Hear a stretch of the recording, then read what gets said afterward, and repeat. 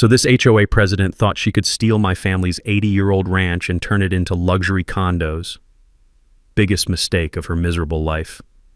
There I was, watching through my security cameras as Cordelia Blackthorne literally threw herself against my new biometric gate, screaming threats at 2 in the morning. She'd been pounding on that steel barrier for 3 hours straight, her perfectly applied makeup now streaked down her cheeks.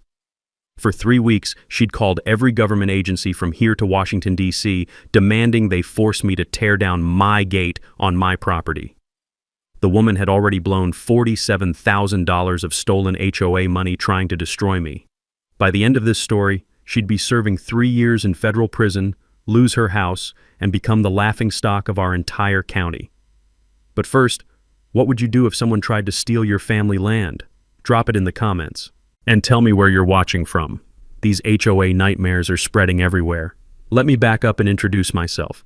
I'm Dex Morrison, 45 years old, recently divorced software engineer who'd been suffocating in Portland concrete for way too long. You know that soul-crushing feeling when you realize you're paying $3,000 a month to stare at your neighbor's brick wall? Yeah, that was my life. Then my eccentric Uncle Rusty passed away and left me $400,000. Uncle Rusty was family legend for his creative solutions to bureaucratic problems. The man once built a trebuchet to launch his neighbor's illegally parked car back onto their property. Totally legal, looked it up in city ordinances myself. With 2 teenage kids needing better than weekend visits to my shoebox apartment, I started hunting for rural property. Found this incredible 47-acre ranch in Millfield County, Oregon. Creek running through old-growth timber, barn begging for restoration, and the price? $380 for land worth twice that. Red flag? Absolutely. Did I care? Not even a little. The seller, Bill Hutchins, was this sweet elderly rancher desperate to reach his grandkids in Arizona. Had tears streaming down his weathered cheeks when he handed over the keys. "She's been good to 3 generations of my family," he whispered, voice cracking. "You treat her right." Moving day hit me with that crisp October air that smells like freedom and wood smoke. I could feel the rough bark of century-old pines under my palms, hear gravel crunching under the moving truck's tires like nature's welcome mat. For the first time in years, I felt genuinely hopeful. That's when the devil in designer khakis appeared. Cordelia Blackthorne, 52, self-proclaimed Community Standards Coordinator of adjacent Willowbrook Estates. Picture your worst middle school principal crossed with a tax auditor, driving a white Lexus SUV with custom plates reading Rules 1. Yes, she paid extra to advertise her personality disorder. Willowbrook Estates, 200 cookie-cutter houses with HOA rules governing everything from acceptable doormat colors to maximum dog walking duration. These people measured grass height with actual rulers and maintained spreadsheets tracking neighbor compliance violations. My ranch predated their suburban paradise by 80 years, but we shared Meadowlark Lane access road.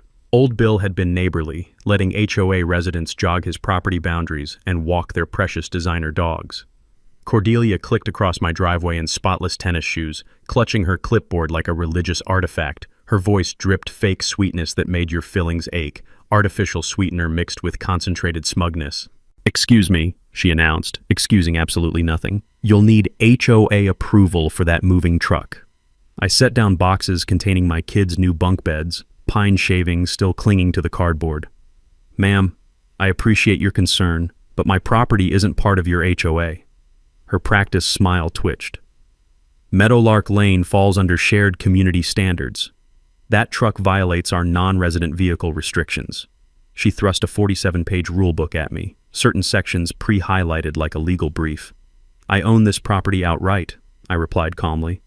"The access road predates your development by decades." That's when her mask cracked completely. Her voice pitched higher, sharper.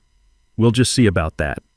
She whipped out her phone, photographing my license plates while pulling an actual tape measure from her purse to document my truck's dimensions. She called city code enforcement while standing in my driveway, speaking loud enough to ensure I heard every poisonous word. "Yes, I need to report a non-compliant commercial vehicle in violation of community standards." But here's what really chilled me. As 3 other residents jogged past during her performance, I caught their expressions. Fear. These people were genuinely terrified of this woman. One elderly gentleman actually crossed the street to avoid making eye contact. As Cordelia climbed back into her Lexus, she delivered her parting shot through the rolled-down window. This neighborhood has standards, Mr. Morrison. You better learn them fast. Watching her drive away, I thought about Uncle Rusty's trebuchet and wondered what other creative solutions this situation might require. Cordelia didn't waste time declaring war. By week 2, I had a city inspector knocking on my door at 7 in the morning, claiming anonymous noise complaints. And this was particularly impressive, considering I hadn't started any renovation work yet, and the loudest sound on my property was the creek babbling over smooth river stones. The inspector, a tired-looking guy named Pete, apologized while walking my property. Look, I gotta respond to complaints, but this is pretty obviously bogus. Someone described specific power tool sounds and construction debris that, well, clearly don't exist. He gestured at my pristine, untouched barn. Same day, and I mean within hours, 3 different utility companies showed up for service verification: electric, water, and gas, all claiming they'd received reports of irregular usage patterns. The gas guy actually laughed when I pointed out I didn't even have gas service connected yet. That's when Jimmy, my postal carrier, filled me in on the bigger picture while leaning against his mail truck. The afternoon sun was beating down on the metal, and I could feel the heat radiating off it like a furnace. Man, she's been doing this to folks for years. Remember the Kowalski family? Single mom with 3 kids? Cordelia filed so many complaints about inappropriate children's toys in their yard, the poor woman moved away just to get some peace. I started digging deeper, and the pattern emerged like a virus under a microscope. Cordelia had systematically targeted anyone who didn't fit her suburban cookie-cutter vision. The elderly veteran with the PTSD service dog had aggressive animal complaints filed weekly. The Hispanic contractor got inappropriate work vehicle citations for parking his 20-year-old pickup on his own driveway. The Asian family whose foreign cooking odors somehow violated community aesthetic standards. Her method was brilliant in its cruelty: death by 1,000 bureaucratic paper cuts. No single complaint was worth fighting, but the cumulative harassment drove people away like psychological warfare. Time for some detective work. I spent an afternoon at the county courthouse, breathing in that distinctive smell of old paper and industrial carpet cleaner while diving into dusty property records. My fingers were getting black from handling decades-old documents when I found the gold mine. My ranch held easement rights dating back to 1943. Not only was Meadowlark Lane not under HOA control, technically, the HOA had been using my family's road for the past 5 years without permission. Uncle Rusty's grandfather had built that road with his own hands and a borrowed steamroller, and here I'd been apologizing for using my own damn driveway. Back when I was getting my engineering degree, one of my professors hammered into us that organizations only have the authority you give them. HOAs can't regulate property outside their jurisdiction, no matter how official their letterhead looks. The trick is knowing your actual legal rights before someone in a power suit tries to intimidate you. But Cordelia wasn't done escalating. She appeared at my door the following Tuesday with what she called a cease and desist letter from the HOA's attorney. The legal document, and I use that term loosely, demanded I stop disturbing community character through non-conforming existence. I'm not making this up. They literally wanted me to conform to their standards by existing differently. The letter listed demands that would have been hilarious if they weren't dead serious. Paint my 80-year-old barn to match their approved beige color palette, remove my unsightly split-rail fence that had been there since the Truman administration, and somehow make my property architecturally consistent with houses built 7 decades later. Here's where I made my first strategic move. I called Maxine Torres, a local attorney who specialized in property rights. Maxine took one look at the HOA's demands and burst into laughter that echoed through her office like a gunshot. "Mr. Morrison," she said, wiping tears from her eyes, "this letter is worth less than the paper it's printed on, but it does give us grounds for a harassment complaint." My counter strategy was simple: document everything and file formal complaints. But then Cordelia delivered her masterstroke, and this is where things got really interesting. She showed up during my morning coffee on the porch, her heels clicking aggressively against the wooden steps like an angry woodpecker. The overwhelming cloud of her perfume mixed with mountain pine air created this nauseating cocktail that made my eyes water. "You think you're so smart," she hissed, her voice pitched higher than a smoke detector. "You think you can just waltz into our community and ignore our standards?" I took a slow sip of my coffee, feeling the warm ceramic mug against my palms. That's when she dropped her bombshell. I know exactly who you are, Dex Morrison. Divorced, unemployed, living off inheritance money. What kind of example does that set for our children? She'd been investigating me. Personal details only available through background checks or social media stalking. This woman had crossed from petty harassment into something much darker. "Ma'am," I said calmly, setting my coffee cup down with a decisive clink, "you just made your biggest mistake yet." The real game was just beginning. Cordelia's psychological warfare kicked into high gear by week 4. Every morning at exactly 6 a.m., she'd park her white Lexus sideways across Meadowlark Lane, claiming she was exercising her rights as community representative. The smell of her overheated brakes mixed with morning dew as she'd screech to a stop, forcing me to hike a quarter-mile through wet grass just to reach my own truck. She'd leave these passive-aggressive sticky notes on my windshield written in her perfect Catholic school cursive. Consideration for others begins with self-awareness, and community harmony requires individual sacrifice. The paper felt cheap and vindictive under my fingers, but I started collecting them like evidence. That's when I met Javier Gonzalez at Martinez Hardware, both of us reaching for security camera batteries. This guy had survived Cordelia's wrath and lived to tell the tale. "You're the new guy she's been terrorizing," he said, grinning like we were old war buddies. "Welcome to the resistance, hermano." Over coffee that tasted like it had been brewing since the Clinton administration, Javier shared his horror story.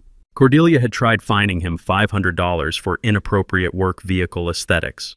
His crime was driving a 20-year-old pickup with honest work dents. "But here's what'll blow your mind," Javier whispered, glancing around the empty diner. "My cousin works for the landscaping company that's supposed to maintain their common areas. They haven't been paid in 4 months, but the HOA budget shows regular payments to them." The coffee suddenly tasted even more bitter as the implication sank in. She wasn't just a control freak.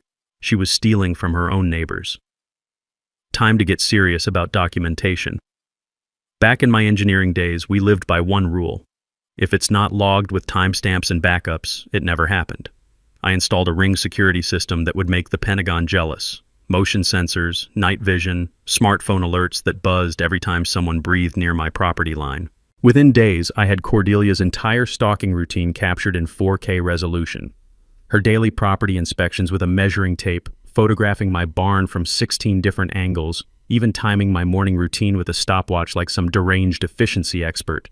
But then she pulled her masterstroke, and this is where things got genuinely creepy.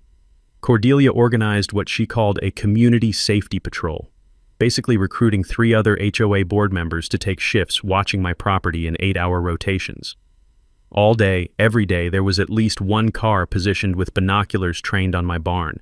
They claimed I was suspicious for working after dark in my own workshop. The absurdity hit me while I was organizing Uncle Rusty's old tools by lamplight. These people were surveilling me for the crime of being productive after sunset. That's when I started digging into public records and discovered the truly horrifying pattern. Cordelia had been systematically driving away anyone undesirable for 5 years running. Old Bill Hutchins hadn't just been motivated to sell. He'd been psychologically tortured into leaving after enduring 2 years of daily harassment. Before him, a young Latina single mother who lasted 18 months before moving back in with her parents. A black veteran who'd only managed 8 months before his PTSD couldn't handle the constant scrutiny. Always the same targets: elderly, minorities, single parents, veterans, anyone who didn't fit her narrow suburban fantasy. Cordelia was ethnically cleansing the neighborhood one harassment campaign at a time, but I had something her previous victims didn't: the technical skills to fight back and the Morrison family's legendary stubborn streak. I launched my counteroffensive. Every morning at 5 a.m. sharp, I'd jog past every house in Willowbrook Estates. Perfectly legal use of public sidewalks, and my route just happened to circle Cordelia's house 3 times. My running shoes on pavement created this rhythmic drumbeat that echoed off her walls like a war drum. The beauty of country acoustics? Every footstep carried. I could hear her scrambling to her bedroom window each morning, probably wondering when I'd slip up and give her something real to complain about. After documenting 2 weeks of her surveillance obsession, I filed a formal harassment complaint with the county sheriff. Deputy Martinez, this no-nonsense guy who looked like he'd seen everything twice, took one look at my evidence folder and let out a low whistle. 3 inches of documentation, he said, flipping through photos and printed emails. Most people don't know harassment laws apply to HOA officials just like anyone else. He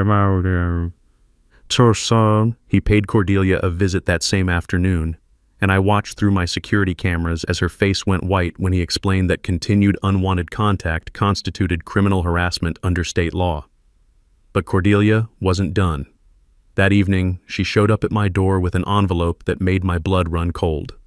"I know about your kids, Dex," she said with a smile that belonged in a horror movie. "Custody arrangements can be so fragile." The envelope Cordelia handed me contained copies of my divorce papers, custody agreement, and what looked like surveillance photos of my kids getting dropped off for their weekend visits. My hands actually trembled as I flipped through images of Tyler and Madison walking up my front steps, completely unaware they were being stalked by this psychopath. "How did you get these?" I kept my voice steady, but inside I was calculating how many ways I could destroy this woman without going to prison. Her smile stretched wider, like a snake unhinging its jaw. Public records are so accessible these days, and concerned citizens have a duty to report unsafe environments for children. The words dripped poison. I wonder what Child Protective Services would think about children visiting a property under active investigation for safety violations. That's when I realized Cordelia had been playing a completely different game. This wasn't about HOA rules. This was systematic psychological terrorism designed to crush anyone who didn't submit to her authority. She'd weaponized bureaucracy itself. But threatening my kids? That was her biggest mistake. I spent that night researching everything about Cordelia Blackthorne, the blue glow of my laptop screen burning my eyes as I dug through digital records until sunrise. Social media posts, property records, business licenses, court filings, building a complete profile of a woman who'd been abusing power for years. What I found made my software engineer brain light up like a Christmas tree. Cordelia had been catastrophically sloppy with her shell company. Meadowlark Development LLC was registered with her personal address, and the incorporation papers contained a fatal flaw. She'd listed herself as both registered agent and principal owner, directly violating Oregon's conflict of interest statutes for HOA board members. Even better, she'd been using the HOA's tax-exempt status to purchase materials for her personal renovations. Those community improvement receipts I'd found? Half were for premium kitchen appliances that perfectly matched her Facebook remodel photos. The aroma of strong coffee mixed with righteous fury as I compiled evidence at my kitchen table. Every receipt, every bank transfer, every social media post documenting her systematic theft from the neighbors she was supposed to serve. But Cordelia wasn't finished escalating. 3 days later, I came home to find my gate entrance vandalized with spray paint so vile I won't repeat it here. The sharp chemical smell of aerosol still hung in the mountain air like toxic cologne, making my eyes water. My 4K security cameras had captured everything. Cordelia herself at 2:47 a.m., dressed in black like some deranged suburban ninja, vandalizing my property with professional-grade equipment. She'd even brought a stepladder to reach the higher sections, her face clearly visible as she worked with manic precision. Deputy Martinez wasn't amused. "Ma'am, that's destruction of property and criminal mischief," he informed her. "One more incident and you're looking at arrest." But watching her reaction through my camera feed, I could see the dangerous gleam in her eyes. This woman was building toward a complete psychological break. That's when my attorney Maxine Torres called with information that changed everything. "Dex, I've been diving deeper into your family's historical property rights," she said, excitement crackling through the phone. "Remember how your great-grandfather built that road? Well, he was smarter than we thought. He also retained exclusive rights to the mountain spring that feeds your creek." I set down my coffee mug with a clink. "Meaning what exactly?" "Meaning every single house in Willowbrook Estates depends on water that flows across your property. You could legally cut off their entire water supply tomorrow if you chose to." The nuclear option. 200 families could be without water with one phone call to the water district. Cordelia's perfect kingdom would become uninhabitable within days.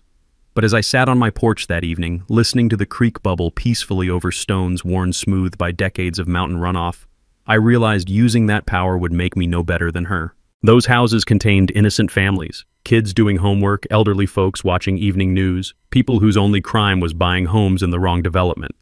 Then Cordelia made her final, catastrophic mistake. My security system alerts went off at midnight. There she was again. But this time she wasn't alone.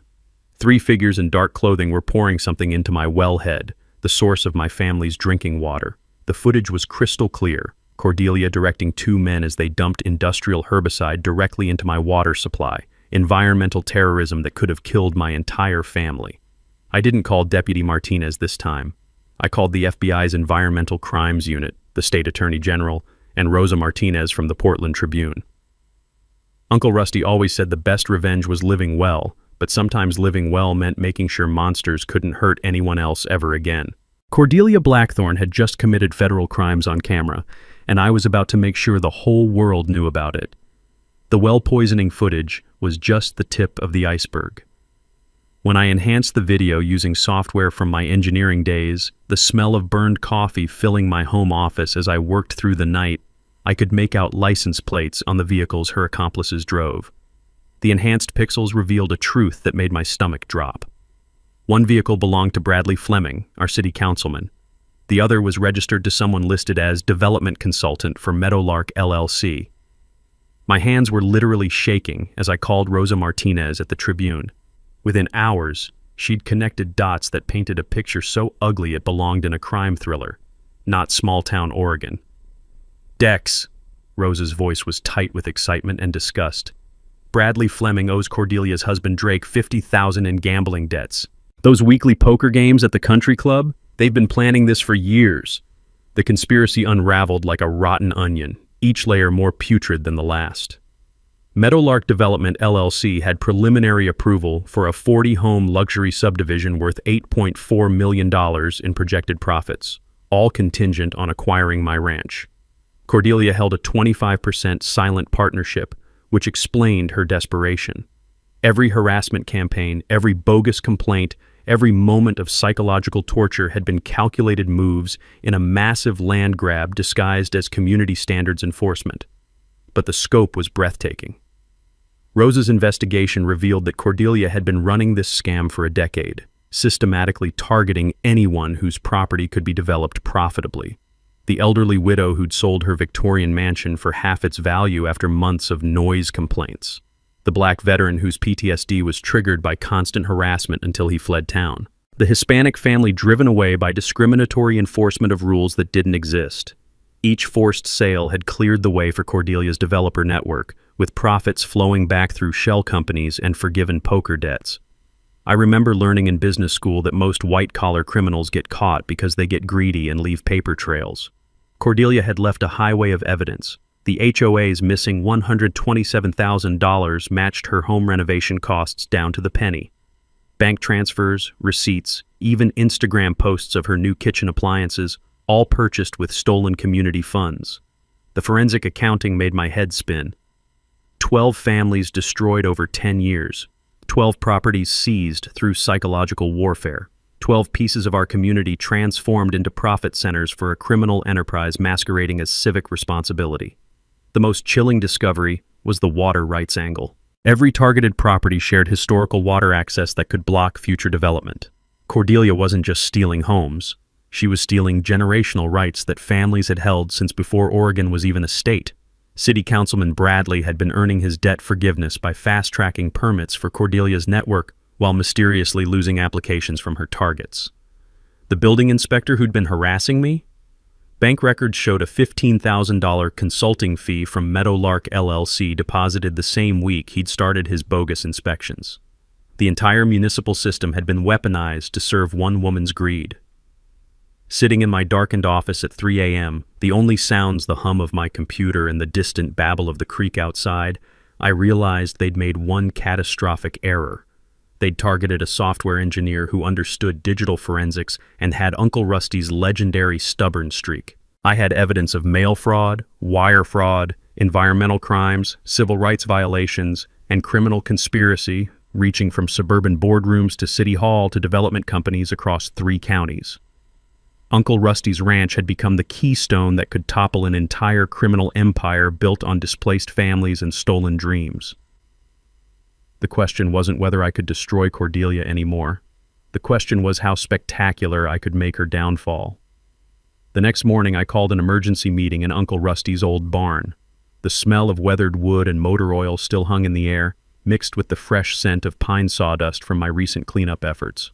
This felt exactly right. Plotting justice in the same space where Uncle Rusty had built his legendary trebuchet to launch his neighbor's illegally parked car.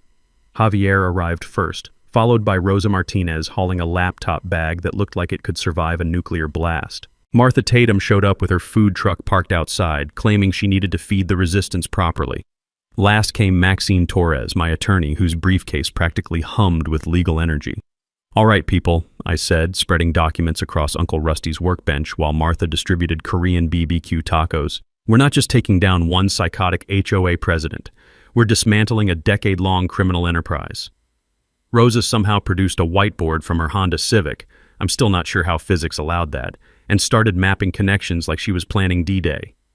"I've been coordinating with federal agencies. The FBI's Environmental Crimes Unit wants the well poisoning charges. The state attorney general is practically drooling over the municipal corruption. And the IRS is very interested in those unreported development profits." The plan crystallized like perfectly debugged code. Phase 1.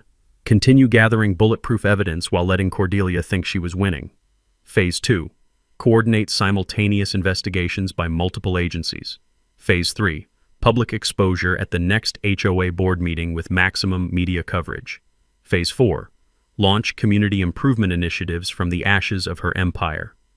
Javier had been building our intelligence network with the efficiency of a master craftsman.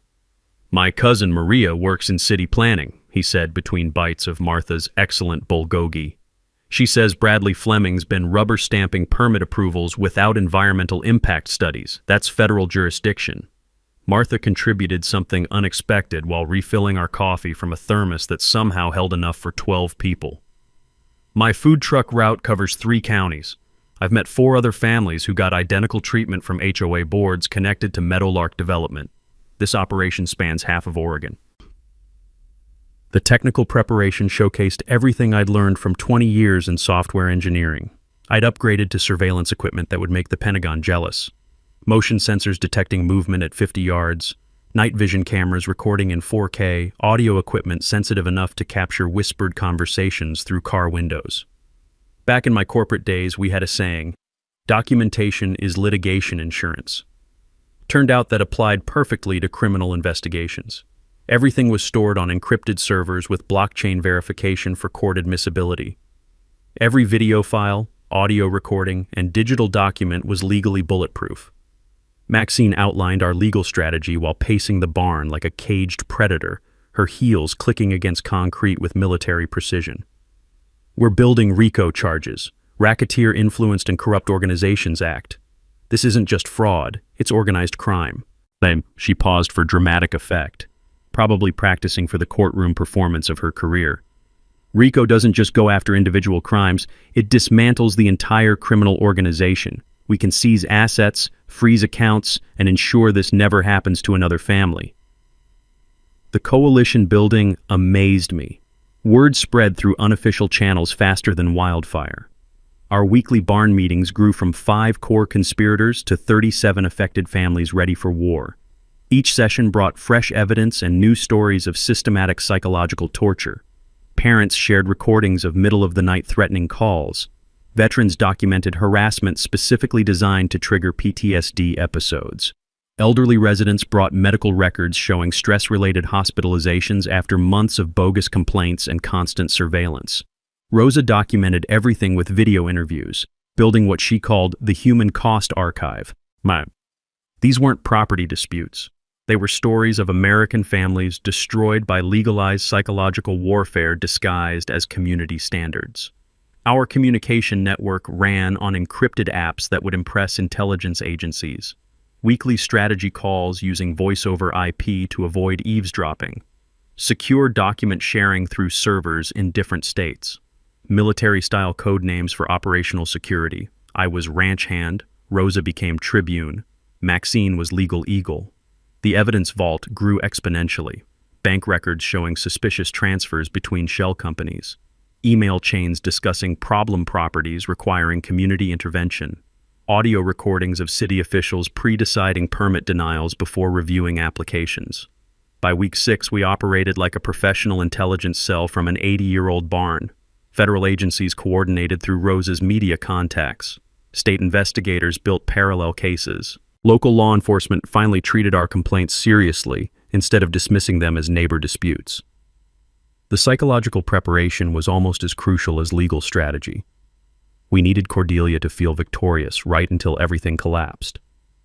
Strategic disinformation to test her intelligence sources, allowing her to commit additional crimes while being recorded, building toward maximum public humiliation at the perfect moment. Everything was ready for the coordinated strike that would restore justice and transform our community forever. Cordelia's desperation reached new heights when she realized I wasn't backing down.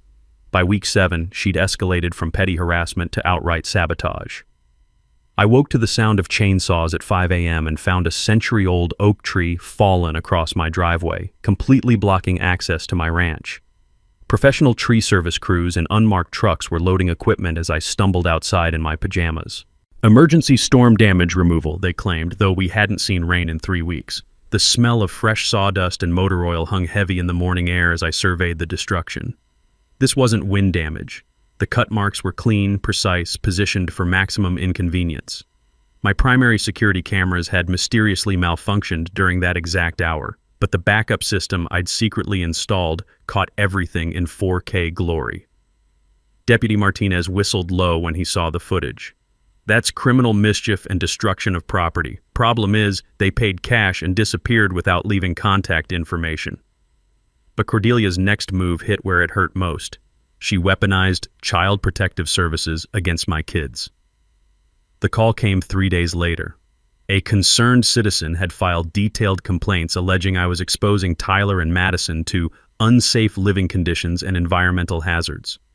The caseworker, Janet, sounded exhausted as she explained she had to investigate every report, no matter how obviously vindictive. Someone provided photographs of your property claiming there are exposed electrical wires, contaminated water, and evidence of drug manufacturing, Janet said, her voice heavy with skepticism. The photographs showed Uncle Rusty's vintage electronics projects labeled as suspicious laboratory equipment. My water testing kit, bought specifically because Cordelia had poisoned my well, was described as chemical manufacturing supplies. Even my kids' weekend camping gear became evidence of unsafe living conditions. My hands clenched into fists as I realized how extensive her surveillance operation had become. For months, Cordelia had been cataloging every innocent aspect of normal ranch life, twisting tools and projects into weapons for psychological warfare. The insurance fraud attempt was almost comically obvious. Cordelia filed a claim against my homeowner's policy with staged photos claiming my aggressive dog had attacked her. The fact that I don't own a dog apparently didn't deter her creativity. She'd produced fake medical bills from Dr. Patterson, whose address traced to a vacant Portland lot. My investigator, Carol, who'd clearly seen every scam imaginable, started laughing the moment she saw the claim. Mr. Morrison, she's got golden retriever bite marks, but claims you own a German shepherd. In 30 years, I've never seen fraud this sloppy. The daily harassment campaign became relentless. Noise complaints filed around the clock. 6 a.m. for my coffee grinder, 2 p.m. for truck engine noise, 10 p.m. for television volume. City code enforcement started calling me directly before sending inspectors. They were so tired of her fabricated reports. Anonymous DEA tips about suspicious chemical odors brought Special Agent Rodriguez to my door in full tactical gear. The poor guy looked like he'd rather be anywhere else as I walked him through my barn, pointing out vintage electronics and computer equipment. Sir, whoever's filing these reports has detailed property layouts and scheduling information, he said, shaking his head. This suggests either law enforcement background or serious mental instability. Weekly fire marshal visits for safety inspections became routine. Each found nothing but served Cordelia's harassment objectives perfectly. Then came her desperation move, the bribery attempt that would seal her fate. She cornered me at my mailbox carrying an envelope thick enough to choke a horse. The afternoon sun beat down on the gravel as she approached, her designer heels clicking like a countdown timer. $600,000 cash, she said without preamble, her voice shaking with barely controlled desperation. Take it and disappear before I destroy everything you care about. I opened the envelope to find stacks of 20s and 50s that smelled like basement mold, obviously laundered money. The bills felt grimy between my fingers, tainted with desperation and criminality. "And if I don't take it?" I asked, knowing my security system was recording every word in crystal clear audio. Her composure cracked completely, revealing the monster underneath. "Then I'll make sure your children never feel safe anywhere again. I know their school schedules, their friends' addresses, everywhere they go. Take the money or I'll destroy them too." The threat against Tyler and Madison crossed every line that mattered. This wasn't about property anymore. This was a dangerous woman threatening to harm innocent children to protect her criminal empire. But she just handed me the evidence I needed to end this war permanently. "Mrs. Blackthorne," I said quietly, my voice steady despite the rage burning in my chest, "you just made the worst mistake of your life." Her threats against my kids would be her downfall, captured forever on digital video for federal prosecutors to present to a jury. After Cordelia threatened my children, the gloves came completely off. Within 48 hours, she'd escalated to what I can only describe as domestic terrorism. I woke up to find my barn windows shot out with paintball guns, bright orange paint splattered across century-old wood like some demented art project. The acrid smell of paint thinner mixed with mountain air as I surveyed the damage. My security cameras had captured everything. Cordelia herself, at 3 a.m., wearing camouflage and wielding what looked like military-grade paintball equipment. She'd brought a ladder to reach the high windows, working with methodical precision like she was marking enemy territory. But the vandalism was just foreplay. 2 days later, I found my mailbox destroyed with what appeared to be a baseball bat, the metal post twisted and bent like a pretzel. Federal crime, since it involved postal services, but Cordelia was beyond caring about legal consequences. The smell of gasoline lingered around the wreckage. She'd tried to set fire to the mail inside, but apparently couldn't get her lighter to work in the morning dew. My security footage showed her fumbling with matches for 10 minutes, cursing like a sailor who'd just discovered his ship was sinking. That's when Deputy Martinez called with news that changed everything. "Dex, we arrested Cordelia's husband Drake last night. Domestic violence call from their neighbor. Turns out he's been trying to divorce her for months, claims she's become completely unhinged over this property dispute." Drake had been secretly recording conversations with Cordelia for weeks, building evidence for his divorce attorney. The recordings revealed the true scope of her obsession. She'd been planning to have me removed through increasingly desperate measures. "She's been talking about hiring people to make you disappear," Drake told investigators. "I thought she meant scare you away, but lately, I'm not so sure." The revelation sent chills down my spine. This woman wasn't just harassing me. She was contemplating violence against my family. But Cordelia's nuclear option was still coming. 3 days later, I got a call from Mayor Patricia Hendricks. "Dex, I need you to know that Cordelia Blackthorne has filed for emergency eminent domain proceedings against your property. She's claiming your ranch is needed for critical public infrastructure." The emergency city council meeting was called for that Friday, with only 48 hours notice to prevent public attendance. Cordelia had convinced 3 council members that my property posed an imminent public safety threat, requiring immediate seizure. The manufactured emergency was based on completely fabricated reports. My well was allegedly contaminating the municipal water supply, my barn was supposedly storing hazardous materials, and my access road was creating traffic safety hazards for school buses. Each claim was easily disprovable, but the eminent domain process could take months to fight, during which the city could seize my property and demolish everything Uncle Rusty had built. I called an emergency session with my coalition. The barn filled with grim faces as I explained Cordelia's Hail Mary play. Rosa had been working her media contacts, and the news wasn't good. "She's got Bradley Fleming and 2 other council members in her pocket," Rosa reported, her laptop screen casting blue light across her worried face. "They're planning to vote Friday night when nobody's watching." Maxine was already drafting emergency injunctions, but legal processes take time we didn't have. "We need to make this public before they can ram it through," she said, pacing the barn like a caged panther. That's when Martha suggested something brilliant. "What if we don't just attend the meeting? What if we pack it?" The next 36 hours became a masterclass in grassroots organizing. Rosa reached out to every family Cordelia had targeted over the past decade. Javier mobilized the construction community. Turns out every contractor in 3 counties had horror stories about dealing with Cordelia's permits and inspections. Martha used her food truck network to spread word through every small business owner who'd been harassed by arbitrary enforcement. The message was simple. If they could steal my ranch through eminent domain fraud, no one's property was safe. By Thursday afternoon, our encrypted chat had 127 active members planning to attend Friday's meeting. Local news had picked up the story, and Rosa's Tribune article about emergency eminent domain abuse was trending on social media. But Cordelia had one final, desperate move. Thursday night, my motion sensors triggered at 11 p.m. 3 figures in dark clothing were approaching my barn, carrying what looked like gasoline cans. The infrared cameras captured everything as Cordelia directed 2 men in spreading accelerant around my building's foundation. I called 911 immediately, but more importantly, I called Rosa. This was attempted arson, a federal crime that would finally give us the ammunition to destroy Cordelia's entire operation. As sirens wailed in the distance and spotlights illuminated 3 figures fleeing through the forest, I realized tomorrow's city council meeting wouldn't be about eminent domain anymore. It would be Cordelia's public execution. Friday night's city council meeting was supposed to seat maybe 30 people in the Millfield Community Center. Instead, 184 residents packed every chair, lined the walls, and spilled out into the parking lot. Local news crews from 3 stations had set up cameras, while Rosa live-streamed everything on the Tribune's social media channels. The air inside felt electric with tension, thick with the smell of too many people in too small a space and the faint aroma of Martha's food truck operating in the parking lot to feed the crowd. You could practically taste the anticipation. Cordelia walked in at exactly 7 o'clock, flanked by her remaining loyal board members, completely oblivious to the ambush waiting for her.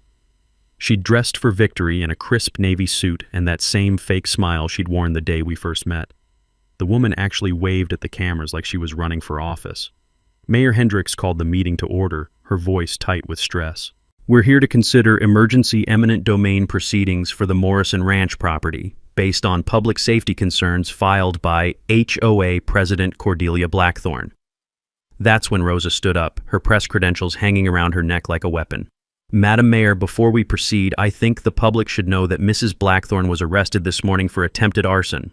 The room erupted. Cordelia's face went white as bleached bone, her perfect composure finally cracking under the weight of 184 pairs of eyes staring at her in disbelief. That's a lie, she shrieked, jumping to her feet. This is a coordinated attack by criminals trying to destroy our community. State investigator William Tatum stepped forward from the back of the room, his badge glinting under the fluorescent lights. Mrs. Blackthorne, you were arrested at 11:47 p.m. yesterday for attempted arson, criminal conspiracy, and environmental terrorism. Your accomplices have already confessed.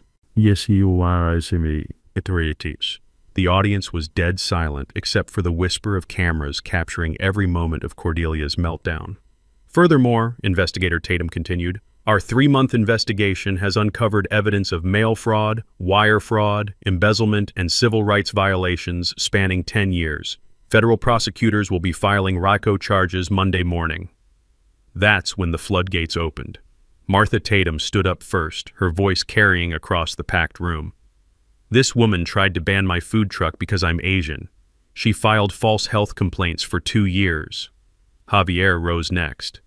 She stole $47,000 from contractor payments, then blamed us for poor workmanship when we couldn't afford proper materials. One by one, 15 residents shared their stories. The elderly veteran whose PTSD was deliberately triggered by harassment campaigns. The single mother driven from her home by fabricated child welfare complaints. The Hispanic family terrorized until they sold their house for half its value.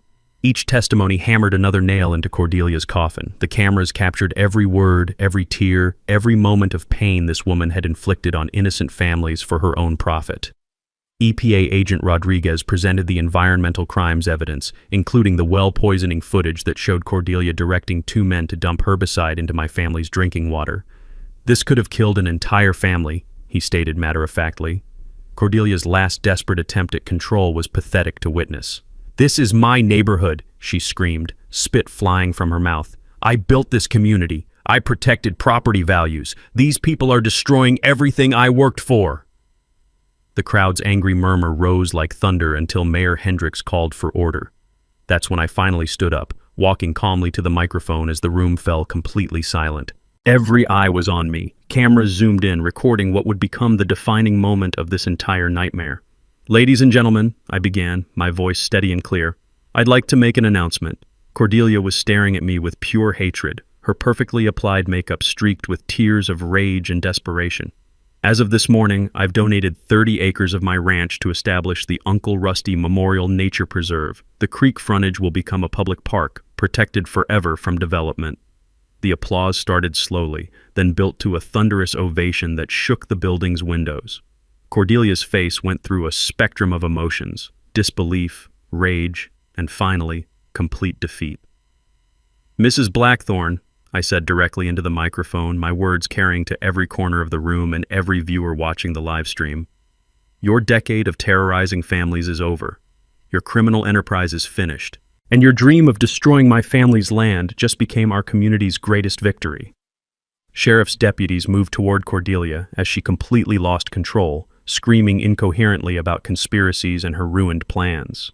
The cameras captured every moment of her final public meltdown. Justice, it turned out, tasted like sweet mountain air and sounded like 184 people cheering for the end of a tyrant's reign. 6 months later, I'm sitting on my porch watching my kids build a treehouse in the oak tree that Cordelia's crew somehow missed during their sabotage spree. The sound of their laughter mixing with the creek's gentle babble is everything Uncle Rusty would have wanted for this place. Cordelia's sentencing made national news. 3 years federal prison for environmental crimes, plus 2 additional years for embezzlement and fraud. The judge called her actions a systematic campaign of psychological terrorism against vulnerable families. Drake's divorce was finalized within weeks, and he moved to Montana to start fresh. The financial aftermath was even more satisfying. Our class action lawsuit resulted in a $1.8 million settlement distributed among affected residents. Javier used his portion to expand his construction business and landed the contract to renovate half the HOA's common areas under the new, democratically elected board.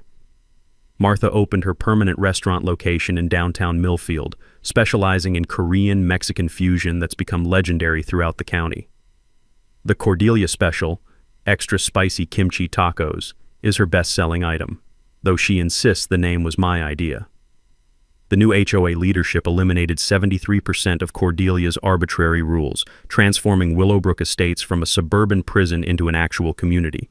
Property values increased 23% once word spread about the reformed governance and elimination of harassment campaigns. My 30-acre donation became the Uncle Rusty Memorial Nature Preserve, complete with hiking trails and educational signage about native wildlife.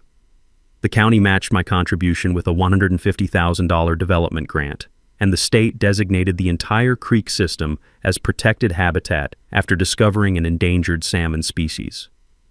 The treehouse project became a community effort. Javier donated materials and expertise, Martha provided lunch for the volunteer crews, and Rosa documented the construction for a follow-up Tribune series on community healing after trauma. Watching neighbors who'd been terrorized into isolation work together again was better therapy than any counselor could provide. Tyler and Madison permanently moved in with me after seeing how much happier they were on the ranch. Their mother admitted the peaceful environment was better for their mental health than city apartments and custody battles. We converted Uncle Rusty's workshop into a homework space where neighborhood kids gather for tutoring and science projects.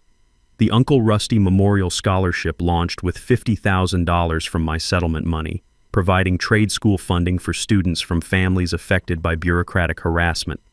The first recipient was Javier's nephew Miguel, studying electrical engineering with plans to return and help modernize our rural infrastructure. Rosa's Tribune series won a state journalism award and sparked HOA reform legislation in Oregon's next legislative session. 3 other counties launched investigations into similar corruption patterns, discovering that Cordelia's network extended far beyond our small community. The ripple effects keep spreading. National HOA accountability organizations use our case as a textbook example of fighting systematic abuse. A documentary film crew spent 2 weeks interviewing residents last month, planning a feature about grassroots resistance to corporate-style neighborhood control. The practical lessons from our fight became a resource guide that's helped hundreds of families facing similar harassment. Document everything with timestamps and backups. Know your actual property rights before someone in a power suit intimidates you. Build coalitions because isolated targets are vulnerable targets. Use the legal system strategically, not emotionally. Every evening, I walk the nature preserve trails that wind through land Cordelia wanted to pave over for luxury condos. The creek runs clear and cold, supporting wildlife that would have been destroyed by her development scheme. Eagle nesting boxes installed by volunteer scouts attract breeding pairs each spring. The biometric gate still stands at my entrance, though now it's programmed to recognize 5 community leaders who help maintain the preserve. It remains our symbol, open to friends, sealed against tyranny. Annual property rights festivals draw families from across the Pacific Northwest to celebrate successful resistance against bureaucratic abuse. This year's event featured workshops on dealing with HOA overreach, legal aid clinics, and a barbecue competition judged by former harassment victims who've become close friends. Where are they now? City Councilman Bradley pleaded guilty to corruption charges and moved to Florida in disgrace. His developer accomplices paid $500,000 in fines and are banned from Oregon projects. The postal inspector who helped investigate the mail fraud got promoted to regional director. As for me, I'm dating the environmental lawyer who helped establish the preserve's protected status. Life has a way of bringing the right people together when communities heal. Drop a comment sharing your HOA horror story. You're not alone in fighting these battles. Hit subscribe if you want more stories about ordinary people beating corrupt systems through courage and community organizing. Thanks for hanging out with us on HOA Stories, where the HOA Karens meet their match. If this story had you cheering or cringing, go ahead and like the video, drop a comment with your reaction, and hit subscribe so you're ready for the next wild HOA tale.